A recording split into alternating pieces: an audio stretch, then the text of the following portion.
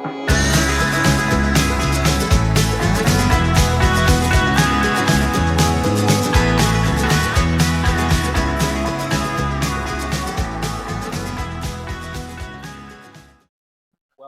welcome to the Right Perspective podcast. This is our episode 2, and we're starting out today kind of following up on our topic from last week, The Vision of The Anointed, book by Thomas Sowell in 1995.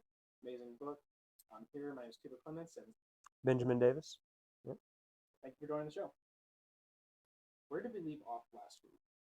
We jumped all around, so I'm not sure there's one place that we left off, but we talked about how the anointed are twisting our words, Right. twisting the language that we speak, try to get us to accept their vision of the world that they're trying to mold us all into. Their premise, they're making fight.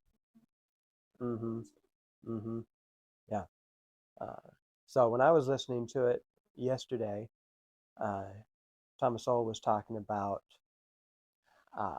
how most people, so there's the vision of the anointed, and then there's the tragic vision, is what he's calling it, that the rest of us kind of, that's our worldview. In the tragedy in the Greek sense, there's never, right, there, and there's compromises and there's solutions. Solutions is what the anointed go for. Like, oh, there's crime, we can solve that. Yeah. In the tragic vision, no, we know that's part of the human condition. Yeah. Can't change that. We can mitigate part. Right. There will be crime. What are we going to do about it? How are we going to handle it? And how are we going to mitigate it? Yeah. Kind of reminds me of the different, I guess some other way to explain that would be it starts with a P, I forget the word, but a perfectionist or someone who idealist. So we want the ideal option, only the ideal option, and we believe our method's going to get us there. And then, you have to make compromises, even though we want the ideal. I don't want any crime. I think, crime is not a very good thing. Right. Of course, but... Yeah, and we have to be careful about our language. That's part of what he was talking about, is using words like naming. Justice involved youth. Well, there was that where you're trying to sanitize it and move it away. Knowles was talking about this, how a reporter asked the New York mayor, Eric Adams, like, how are you going to, with the new Trump administration and the deportations, how are you going to advocate for immigrant New Yorkers? Yeah, they're trying to twist the language. They're not New Yorkers. They're immigrants.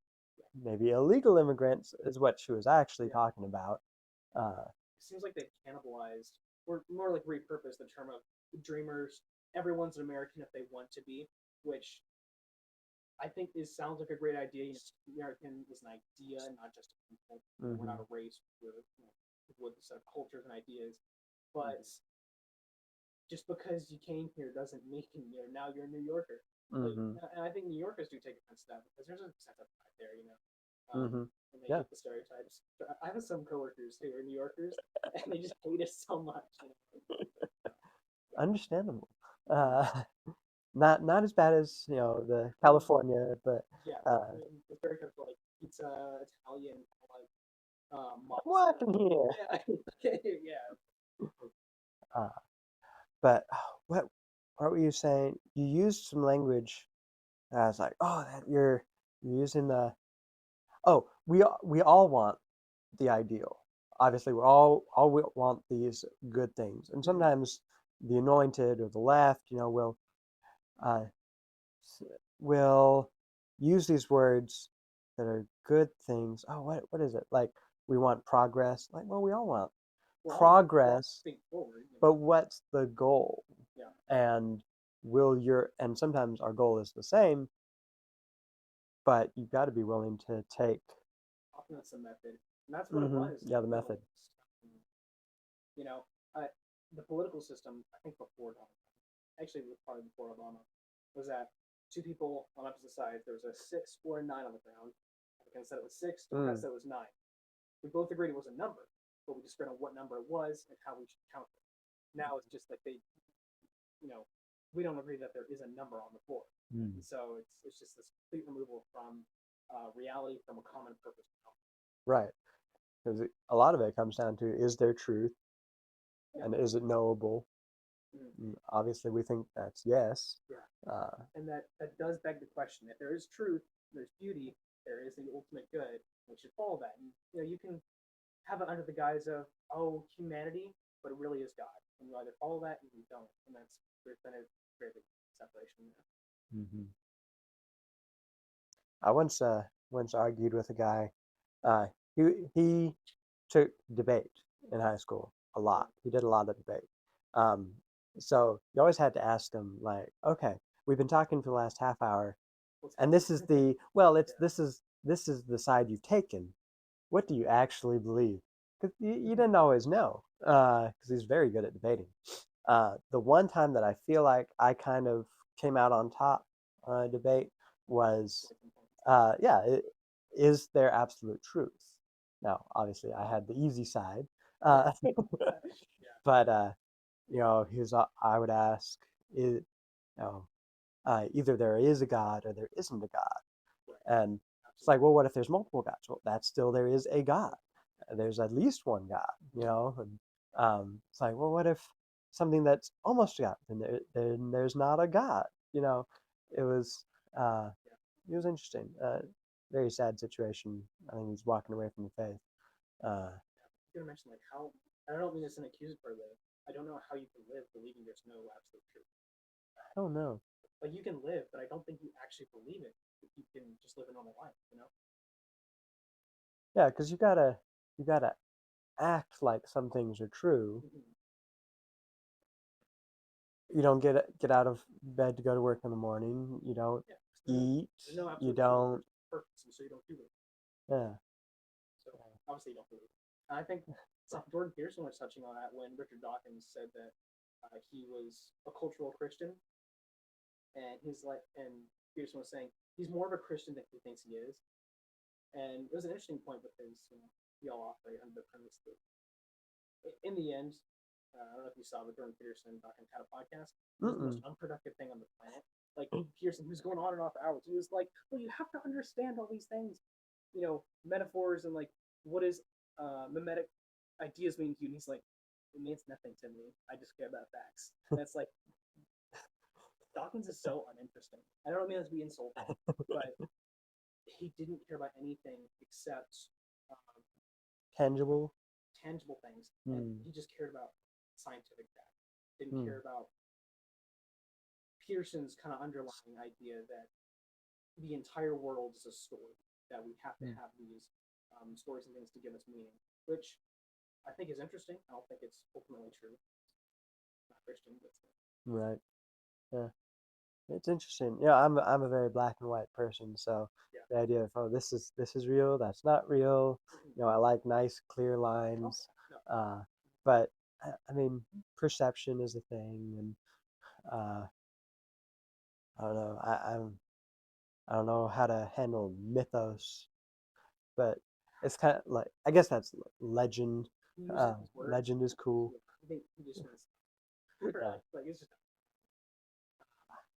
I was having I'm in the middle of conversations on Twitter right now about I don't know if you saw my poll. What was it? Yes, it was creation. Did God create the earth in 6 literal days? And the somebody accused me of creating a false dichotomy. I don't think I did, but it was, yeah. It's like the answers were yes, the Bible is true, and no, the Bible isn't true. I was feeling a little passive aggressive today. It's a little bit worrying to me seeing the amount of popular Christian adjacent God believers saying that evolution is totally fine. That's how we came. And it's like, but God told us how we came here. I know it's a little bit more. Yeah. Not just as simple as that, but they say, well, the Old Testament, they didn't mean like a straight 24-hour day. Like, okay, well, why do you think it means 7 million years? You just have to take it face value. Yeah, and I forget which days it is, but wasn't it plants are created before the sun or some? I don't remember which one, but something in there. No, that's pretty accurate. The 6 day 6. Day 4 was sun Okay, and moon. there was something Light that was made before sun. well that happened, but there was something with the oxygen carbon dioxide cycle that if these guys weren't there for millions of years, then it would have all died off. Birds and fish. Is it? Yeah, Okay. maybe. I don't know. But so you're saying there's like the science wouldn't have worked. Like, Yeah. I mean, There's no reason to believe evolution. It's totally nonsensical. Even Charles Darwin, he was like, if my theory is true, over the next 100 years, we should find lots of these missing link, half and half species. Yeah, all these in between fossils. Because when he wrote The Origin of Species, we had it was in the 1800s. Yeah, we hadn't really gotten into getting the fossils. Yeah. Well, science had progressed. Unearthing the fossil record. Yeah, we were starting to get that actual documentation in the library. I don't think Darwin would be an evolutionist if he had lived till today. I don't think so. I mean, that I don't think so. fairly loosely back then. If you were, a Christian, but you didn't really follow. Oh, it sounds like today. That's fair. Like it's always happened. But yeah, it would have been at least the early 1800s because Marx takes stuff from Darwin, like so, and Marx, mid 1800s, he wrote, he had communication with with people in the Civil War, pretty sure, yeah. So he would have been writing in the mid 1800s. So he would have been coming right after the French Revolution. Which that started everything, man. Messed up. French Revolution in the mid 1800s is where postmodernism started, and I read a really cool book. Don't mean to cut you off. No, you're good. It was literature through the years, and it went through literature from classic Greek heroics all the way to nowadays, and the most desperate, like self-suicidal time ever was the mid 1800s. It's very sad. All these books. I wish I could remember one of them, but something like the Red Mark. The Scarlet Letter? Yes, the Scarlet Letter. Yeah. And I haven't read them. I should do that. I need to catch up on books. I haven't read a lot. Yeah. Same. There's a lot of society changing things, like pushing norms, pushing standards away from what we would consider nowadays as an overbearing religious. Yeah. Early 1800s, you start rejecting truth, you start rejecting God. It's no wonder you get suicidal, even as a nation. Like they reverted back to revolution so many times. There's a lot of death. It's crazy. As far as evolution, I guess we kind of have to separate the two, macro and micro. Right, absolutely. Macroevolution is like the large scale changing of actual species. From species to species changes. Yeah. There's no evidence for it. Like, so there's no missing links like they're predicted. Microevolution is very true. We've always adapted for our situations. That's why we have Great Danes and Chihuahuas. Yeah. Microevolution. Yeah. They're bred for that. Whether we should have Chihuahuas or not, we live in a fallen world. But that's what he saw on those islands with the beaks of the finches, was microevolution. I don't remember if it was between generations that he saw, because he went there, he documented stuff, he left, he came back later, and like, it's so different. What's going on? That's a crazy design feature that they could change their beaks depending on what's available. It's amazing. Well, I think of it on an extremely micro scale. We grow calluses on our hands when we do hard work. I don't have any right now because I'm a soft-handed officer. shame on me. But that's a form of, correct me if I'm wrong, because DNA isn't changing, but it's a form of microevolution. Our bodies are changing to adapt to fit the situation. Right? I don't think that would actually qualify Well, it's not because, conscious, well, no, it's not conscious, but it's microevolution has to do, I think, with uh, DNA expression. So, and sometimes it's generational. You know, Adam and Eve had all of the DNA for me and for a black man. So, but the DNA expression, now I may not have the genes anymore to have that much melanin in my skin. So I'm not, yeah, so I'm not expressing those genes, but a black man is. He may not have some of the genes I have. He has some that I don't have. And then on a one individual level, what would be an example? That's a very long-term generational. Yeah. 6,000 years. Yeah. Yeah. Well, I can't remember what would be a good example. The gene expression changing, maybe growing muscles, as your body is adapting, and like, okay, let's grow out these muscles because you're lifting a bunch of heavy stuff. That might be an example. I don't know. Yeah, I'm not terribly well researched on the topic, obviously, but interesting. Yeah. We've strayed quite a far ways from Sowell, from Thomas Sowell. I don't think that's an issue, though. Yeah. As far as just good conversation. What was he saying in the last chapter? So I listened to the last chapter, and it was on Fake World. Let me find the chapter name because it's Fake World. But it was on the false reality we built. Not we. The entire, and this is really important because he was talking about the advancements in technology that have affected the way society views our social issues. And so he was mentioning that when we live in a first world society, America, 1980s, 90s, television is the thing, not radio, it's television. News reporters, they find the tragedies, whether they were intending to or not, they find the tragedies within our first world country, and they televise it. Everyone sees it. Everyone sees the horror of, the homeless, the one homeless camp in a city where homeless isn't really that bad. And they project a reality that doesn't actually exist. It's just it's using the same thing with words, for visuals, which are almost much more powerful than words in some sense. It depends on who. And they were saying that, well, Soul was mentioning, not only is this wrong for America, but they only take the cameras to the first world countries.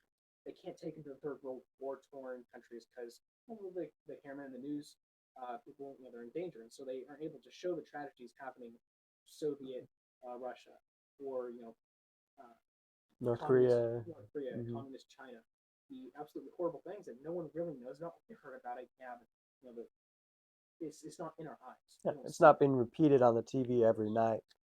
And so instead of focusing on issues in other places, we're focusing on issues that are not that important or are not at the scale they claim them to be. And but that is where our responsibility lies, is at home. Now, America, go liberate China, right? But America is huge.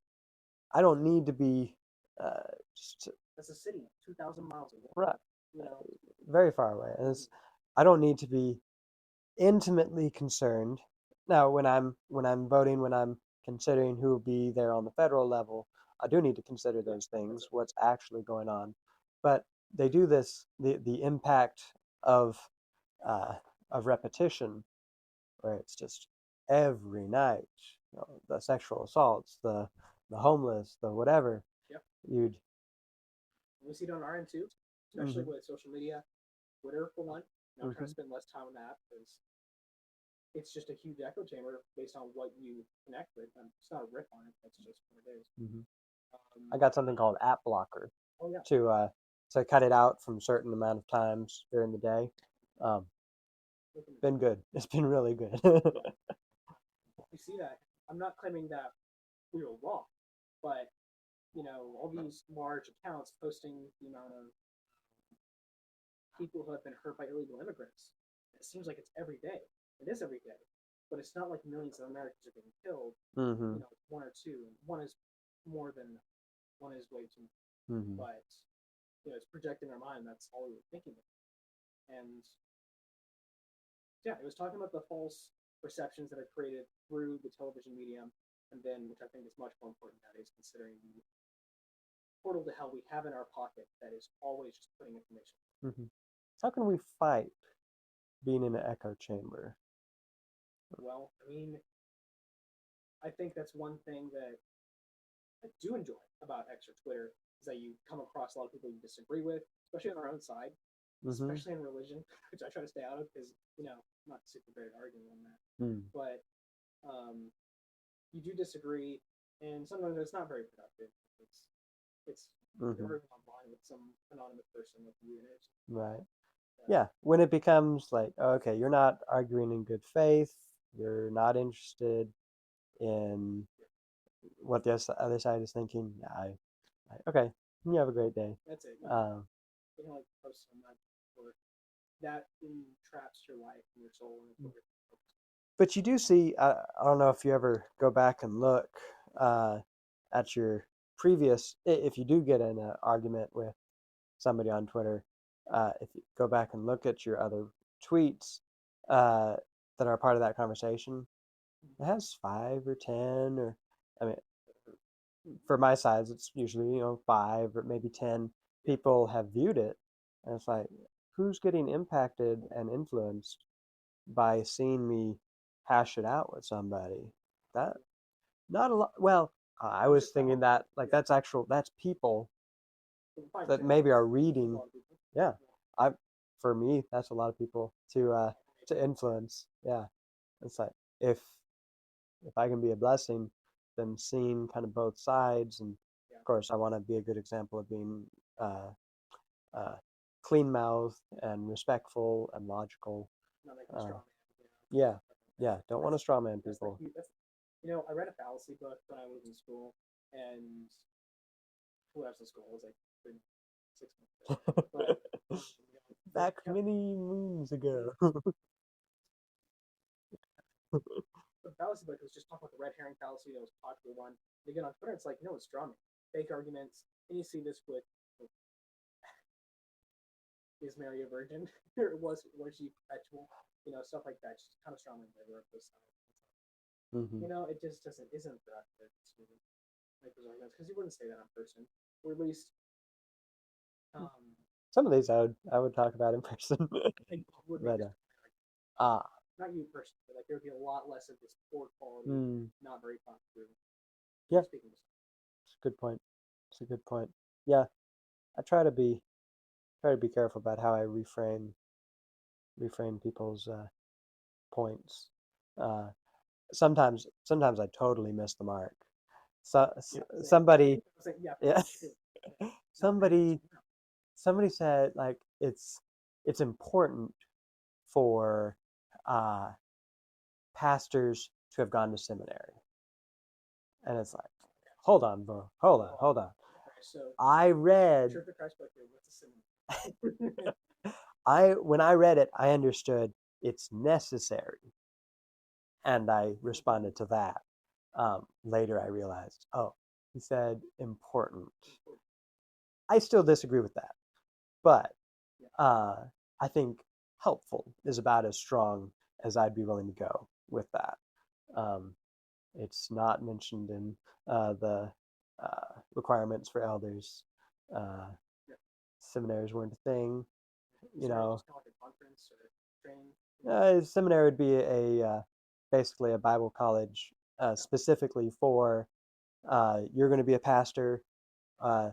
Now it's shifted a little bit to you're going to be a pastor or a counselor or something. But I still think of it as you're going to be a pastor. Let's train you to be a pastor. It's not a bad thing. No, I don't think so. I think it's helpful. There's so Um, many creatures I know that didn't go to any kind of schooling and just Thank you. Oh, I don't know. but have read their Bible, Mm, really are men of God. mhm. Yeah. No. So I failed on that one. I misread. Uh, Yeah. and people have been able to call me out on that at least once. But uh, yeah, I know read carefully. I know I've done that before. I can't think of it at the moment, which I don't know, maybe I should no shame, but yeah, so the chapter was on the influence the different forms of media have on our perception, and he ended the chapter with kind of a conclusion of the effects of the anointing, and it was really powerful. I tried to memorize it. He said that seldom have so few done so much to Mm, so many. It's that the anointed, they're a very small amount of um, visionary elites, people who've gone to school with their grand ideas. So few times have they affected so many people with their terrible outcomes, with their that just hit me. It's like I don't know if it was seldom because we've seen a lot of that in the 20th century. well, that's kind of what he's talking about. You people. Is the last 200 years. Oh yeah, I just think about Soviet Russia, communist China, Mm-hmm. small people affecting so many. Mm-hmm. But, Yeah. We know what you should be doing. We know what the world should look like.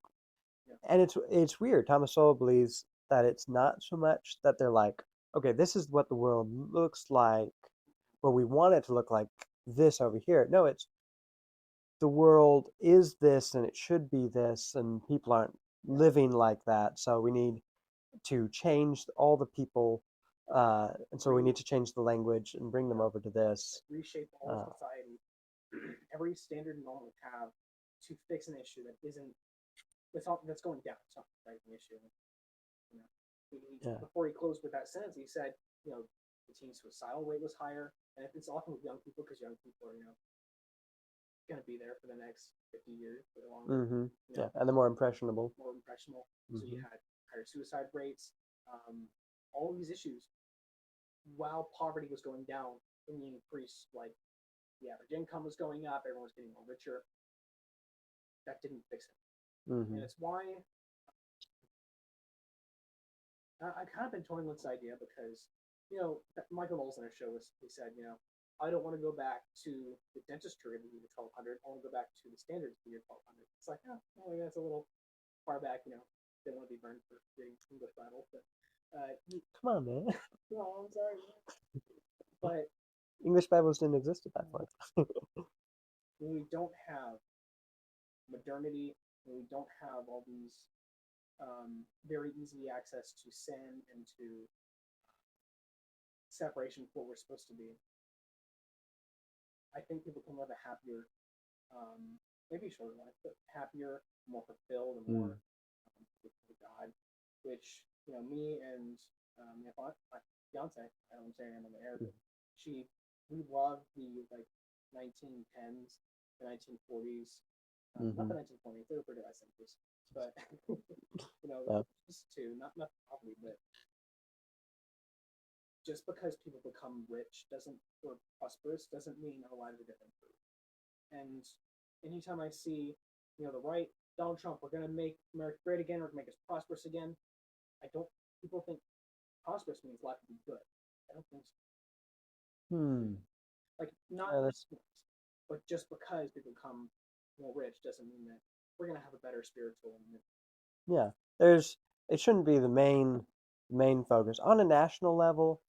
Shouldn't be the main focus, but there are some good things that can more easily flow from that. There's a lot of bad things too, but as money is the excuse for some people to have the wife out of the home, and so if the economy gets better, more people will be willing to do that. Now, I think that's often an excuse. Like, well, y'all didn't want her out of the home, didn't want her to stay home and homeschool your children anyway. Yeah. Like, I mean, so do you really need that huge mortgage and yeah, very different cars? yeah. Yeah. It's like if you're making 120,000, unless you're in New York City or something, Yeah. uh, You can live on a lot you're less. yeah, you're making excuses. Um, yeah.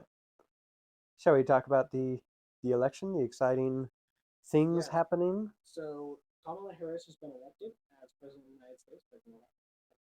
Uh, no, That's fire. credit to Ben. He was correct about the national Trump winning the national Popular vote. vote. I disagreed. I thought he would lose that by a couple million. I was wrong. Ben was right. Apparently, And he won all 7 swing states. So nice. much more correct than I was. And I guessed like 275 Yeah. electoral votes. It was 312. I think I went to like 280. Okay, Man, nice. seven states white. That was great to see an election now. I don't know about you, but the whole family were watching Daily Wire live stream. We were watching. Yep. We're looking at Virginia.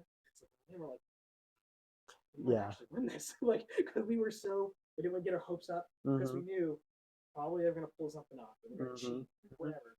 Did you see the that they did the dump? Wisconsin, yes. And it was too little. Now, unfortunately, Maricopa lost that because of late night ballot dumps, and then they're doing the same thing to Steve McCormick in Pennsylvania.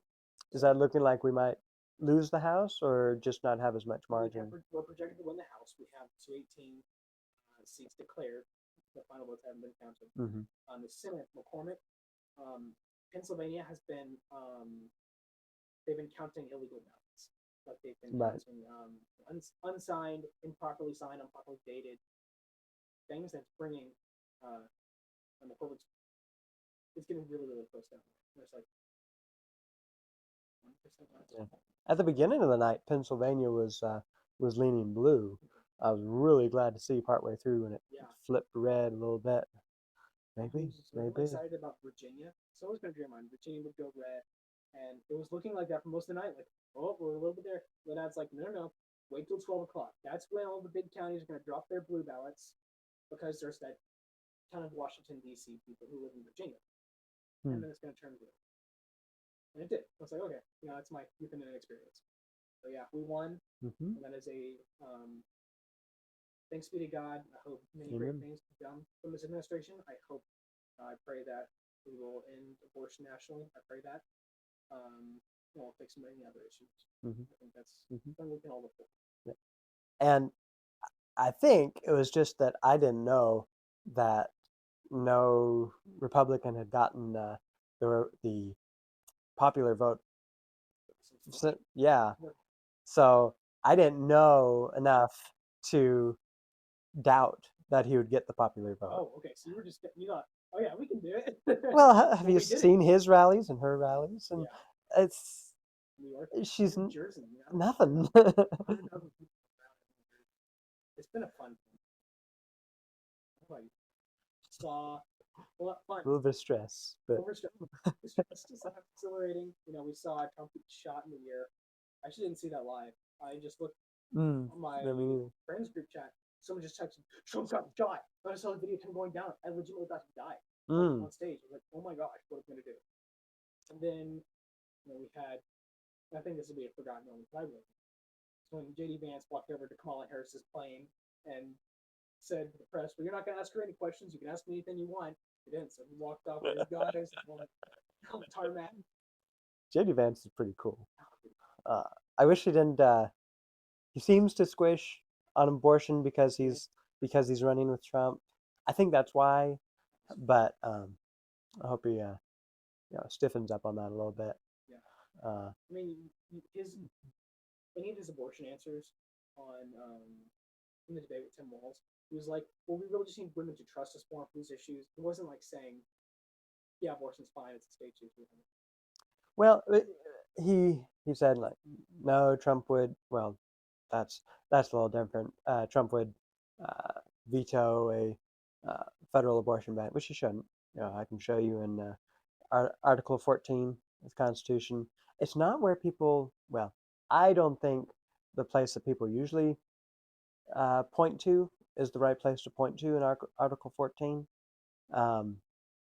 They point to a place that seems to really have to do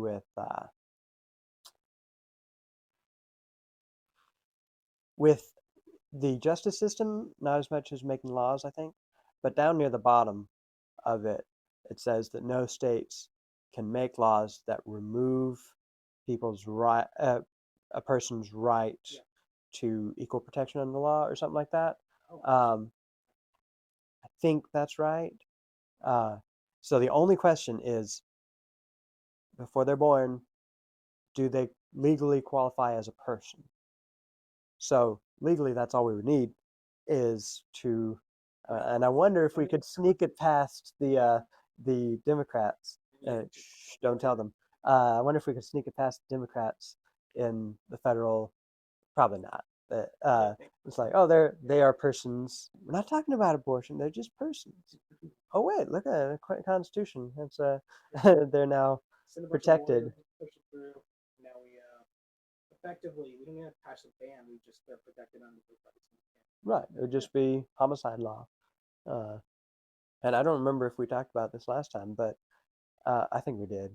But they'd be punished under normal homicide and murder. Yeah, people are concerned about. It's like, well, they didn't know it was a person, so they shouldn't be punished as a murderer. Well, they would be punished justly as a murderer, but not first-degree murder if you can show that they didn't know it was a child. And justly, you can punish them for breaking the law, not just, they did the immoral thing, that should be punished, but also disobedience to an authority, that is punishable. As many bad laws as there are. So, in the last 2 weeks, sorry, time is gone. Maybe been just a week since the last one. Was it 2 weeks? Today is the 15th? Yeah, 16th. So it's been, yeah. So in that time, Trump has rolled out most of his important cabinet positions, and so far, I am not tired of the winning. It's great. We got Border Czar, great guy. Holman. Egseth is the defense director, great guy. That's probably the most exciting one to me. Hopefully, we can, not put women in danger. Yeah. Combat positions. Yeah. And stop with the they thems and the. And this is just a national security thing. Of course, it is. But, we're not ready for war. We are not ready for war with China or anyone else. And if you don't have the big stick to speak softly, you're just speaking softly.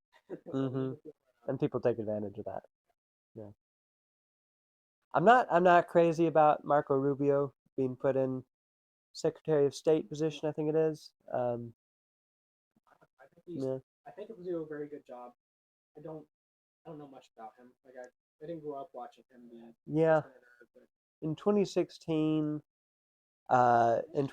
when he was running for the GOP presidential nomination, he, Cruz, and I think it was Ben Carson, there might have been others, were on the debate stage, and they were asked about should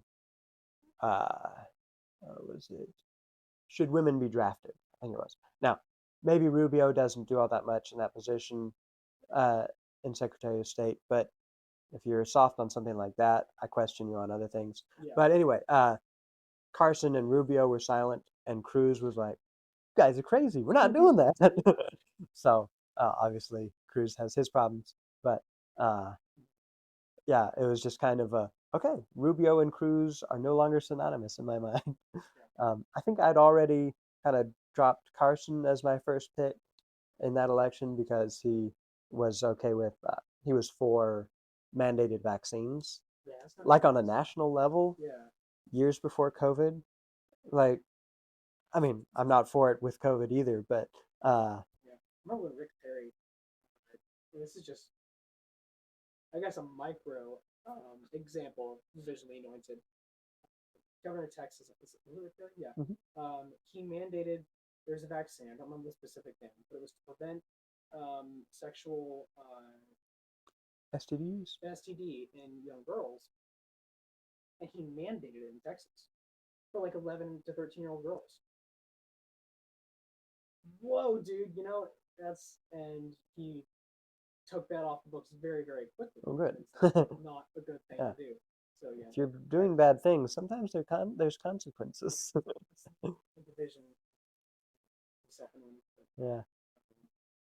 But yeah, Secretary of State mainly just deals with foreign affairs.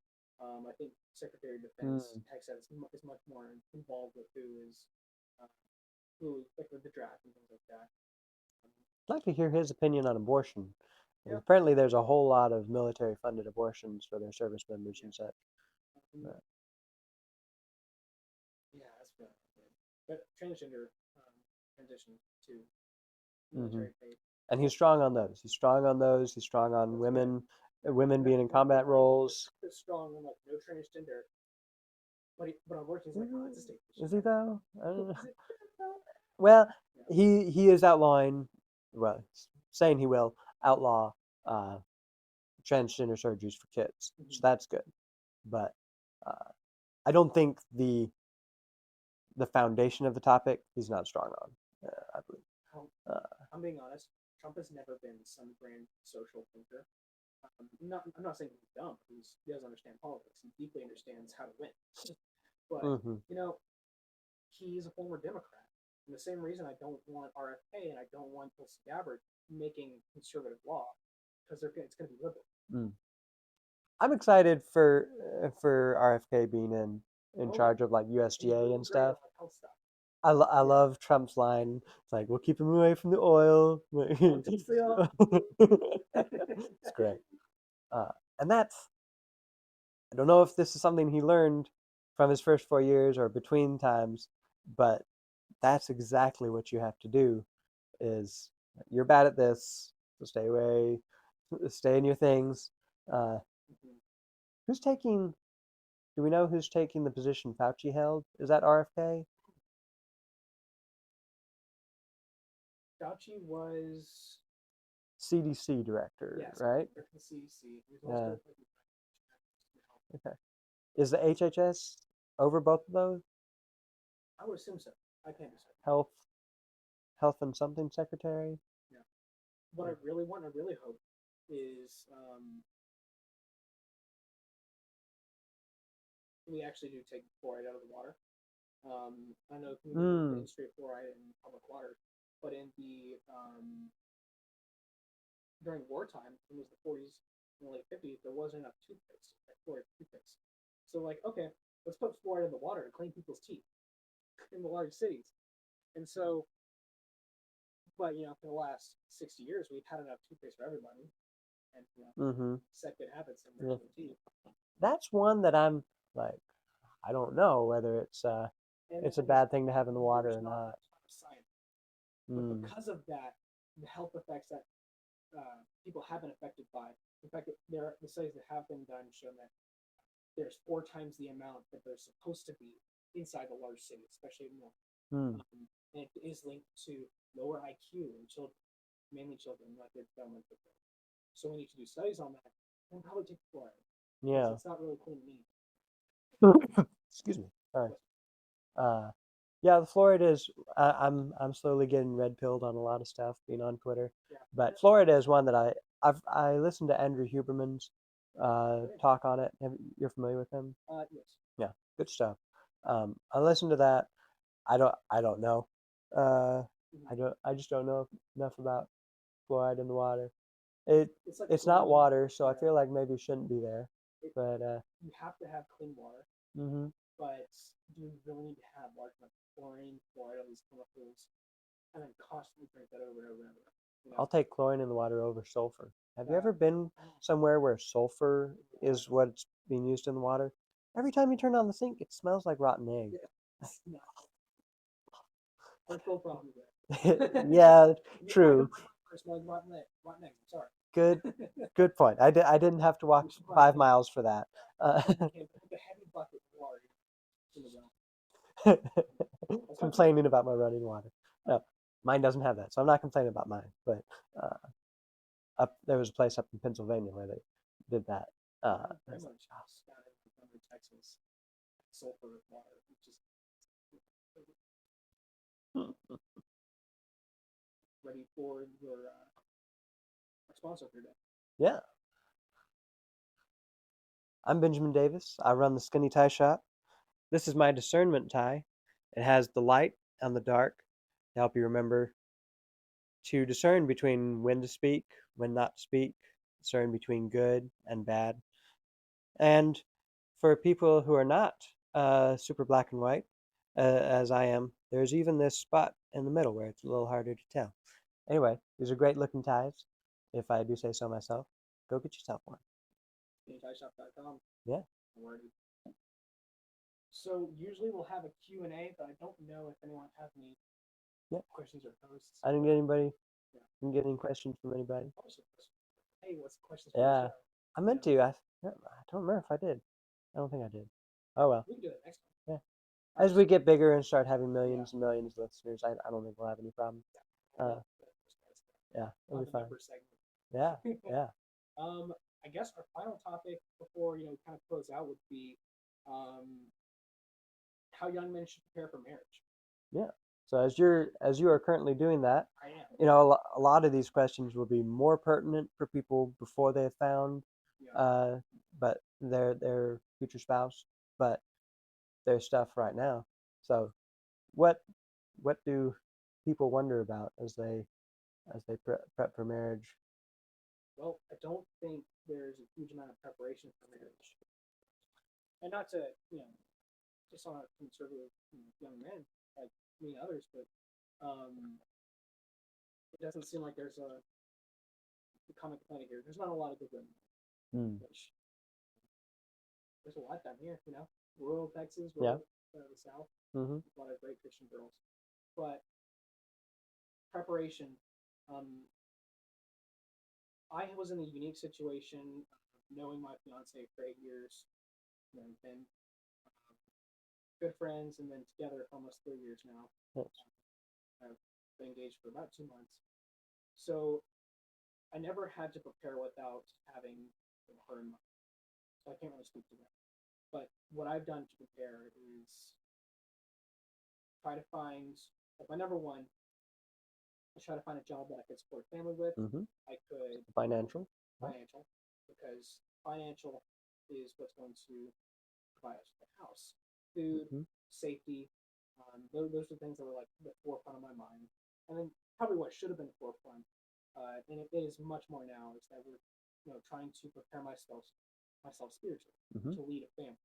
If I don't have kids for a while, hopefully not, but if I don't have kids, we're still a family. I need to lead them. I need to constantly in prayer and having God leading me to help lead the family. And I think what's really been good is we started praying together often. Excellent. Yeah. So as you prepare for marriage, there's the financial, there's the spiritual, there's your maturity, and this kind of goes under the spiritual and the maturity, but there's this emotional intelligence, there's this emotional maturity. Working on patience, working on communication skills. That's a that one said so much. Communication skills. What does that mean? Communication is so important. We just keep getting pushed. Cool. Communication. Yeah. It's like, but what does it mean? Well, it means you're not assuming you know what they're talking about. You're asking. You're actually listening. Good faith. Yeah. We're a team. We do this together, and genuinely understand their point and what they're trying to say. That's something.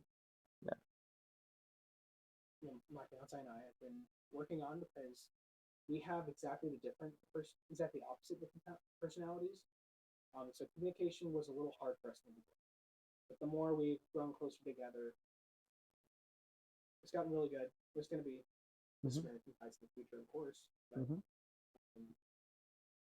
and as you're courting and as you're engaged, one of I think you're already doing this, but one of the things that was very helpful for my wife and I was getting a list of questions. We actually had 2 lists of questions to ask each other, because expectations are unmet expectations are right a very good breeding ground for strife.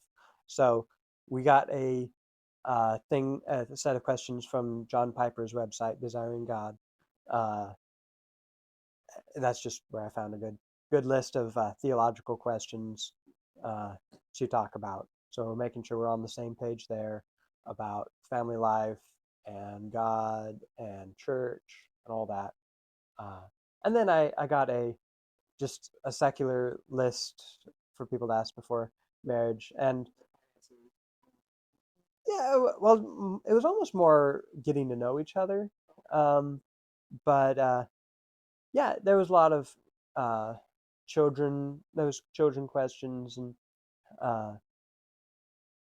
when getting all that out there, and you can discuss things now before they become arguments later, or knowing, you better know now if 5 years from now you want kids and I don't, not you, but that's pretty important. If your wife wants kids and you don't, y'all are both going to have expectations about what married life looks like, and you need to get that out in the air and talk about it. That's my 2 cents for prepping for marriage. Yeah. I'll take that to heart since you're married. Yeah. Almost 3 years now. Very very enjoyable. Highly recommend. I guess so far the spiritual, financial, the emotional, that's really tough. I think it's hard to know emotional intelligence or maturity. I guess I trust, and Michaela trusts me. So it's Michaela. She trusts me. You can fix it in post. Because I'm not trying to brag on myself, but I've tried to push myself to do a lot of things. And this is actually more to my parents and the way they raised me and how they pushed me to do new things. Like they got me a job at working for you and the company, and then I putting yourself through those hard things and through those hard times. Last summer was actually the hardest year ever for me, because I was, despite only working 4 days a week, working the long hours some days, trying to find, working some side hustles to make money to pay off the car, whatever. And it was just really hard. I was like, man, this is tough, I didn't have any responsibility. 17, kids or wife. But I think emotional maturity comes with, I don't know if you have any ideas, but like it comes with your maturity with spiritually, just your maturity with and interacting with people. If you're only ever on Twitter or something, you're not around people, that's going to go down. You're not going to know how to interact, and it takes intentionality. If you're self-control, intentionality. If you're happy with you and your family members, or you and your friends always being willing to go storm off to other rooms whenever you disagree on anything, then you're not going to grow. But if you decide this is not okay, and maybe you need people to come alongside you at church, wherever, they hear your story about, uh, we just agreed on that, so I cussed her out and left the room. You need your friends to be able to say, dude, that's not cool, or wow, what's going on? Because you may think that's normal. It's not normal. And, yeah, or don't cuss out people. Yes. In general. Somebody, a rabbit trail, somebody on Twitter was like,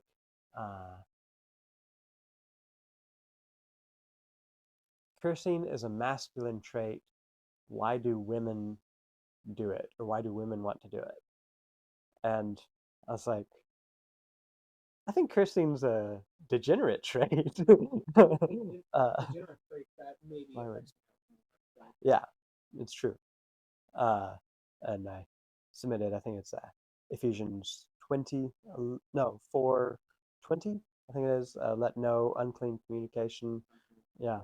And in fact, Jesus himself said, from the heart the mouth speaks. Hmm. That's what's inside Hmm. when you mouth. Hmm. Yeah. And it doesn't just go for curse words; it goes for unclean thoughts, Crude speech, crude speech. jokes. Yeah. So there has to be an intention. There has to be a decision. I'm not going to keep living this way. I'm going to seek God's strength, grow in this area. That's trying to hone in the fruits of the spirit, working on your vices and your flaws, and I guess Yeah. Inundate yourself. If you're struggling with that, inundate yourself with the scriptures on that topic. If you're dealing with laziness or a unruly tongue or whatever, just find those scriptures, study them constantly. Yeah. I know you have to go soon. I do. It's Engagement photos with the Mhm. fiance at 3 o'clock, which is in 30 minutes. yeah. It's such a short one. But yeah. Anything else that sparked interest? Yeah. I just listened to uh, Frederick Douglass's story of being a slave. Oh yeah. That was interesting. That was rough. Yeah. Yeah, and even with that, I have to be willing to take a little bit of salt, uh, take some of it with a little bit of grain of salt. Okay, he was directly impacted by this. He was my age when he wrote this, I think, so he's still emotionally uh, clouded, I suspect, by it a little bit. Yes, no, he had a terrible experiences, and so did the people around him. But some of the things he said, I don't know. I don't think slavery is wrong in all situations. The Bible. Indentured servitude. Yeah, if it's done correctly, it could actually be a blessing to a lot of the homeless people in America. If they could be, yeah, potentially, yeah. If you could be an indentured servitude in an indentured servant instead of be a crackhead on the streets for 10 years, I think that would be much better for you and for society. Now, this lifelong slavery and you're not a person. yeah, the kidnapping was the worst of it, I think. The separating of families. Yeah, that was pretty bad. Horrible crimes, but yeah, not very. Yeah. How about you? I think I pretty much agree with that. I don't. I really recoiled when you first mentioned that a couple of years ago. You used the word slavery, and that had one meaning in my mind. Mm-hmm. But then I was remembering, wait a minute.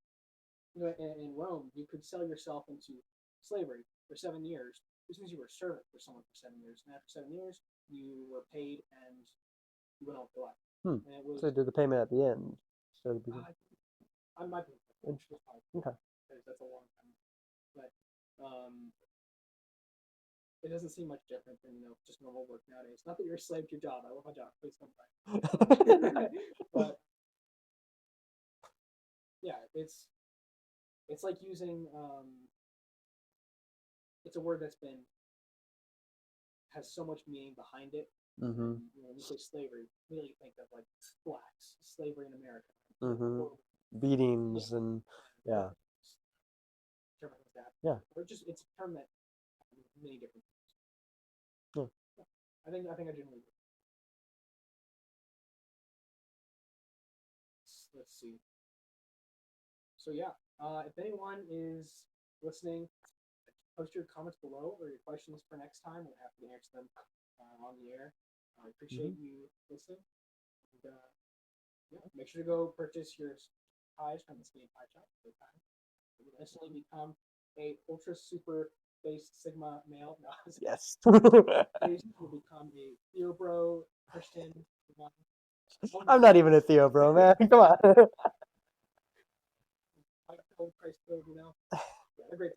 Check them out. It's newtieshop.com. I think we're good to end the show. Anything else? I don't think so. Talk to you in 2 weeks. See you then. Yeah.